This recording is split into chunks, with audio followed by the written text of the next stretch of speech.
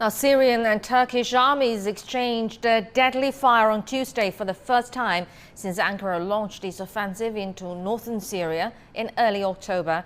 Russia has announced that Kurdish forces have completely pulled out of a key border region in northern Syria. The Kurdish withdrawal is part of a plan for Turkey and Russia to administer a safety zone. CGTN's Mihal Bartavit has the latest from the Turkey-Syria border. A deadline for the Kurdish-led Syrian Democratic Forces, the SDF, to withdraw from key areas where Turkey aims to establish a so-called safe zone expired Tuesday at 15 GMT. Turkish President Recep Tayyip Erdogan signed a deal with his Russian counterpart Vladimir Putin on October 22nd in Sochi that laid out the plans for the Kurdish-led Syrian Democratic Forces to withdraw from key Syrian towns such as Manbij and Tel Rifat. In a confirmation that the SDF had left the agreed territory, Russia's defense minister Sergei Shoigu was quoted as saying, "The withdrawal of armed forces from the territory where a safety corridor is supposed to be created has been completed ahead of schedule."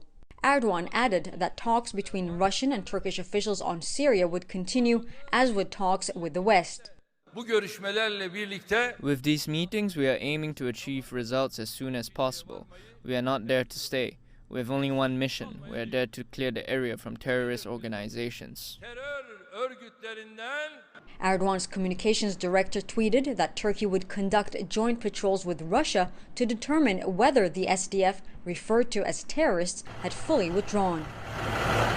The Turkish offensive has resulted in several shifts of power. The U.S. pulled out from key towns such as Manbij and was replaced by Syrian government forces who signed a deal with the SDF. This transition strengthened Russia, the main backer of the Syrian government, and its president Bashar al-Assad.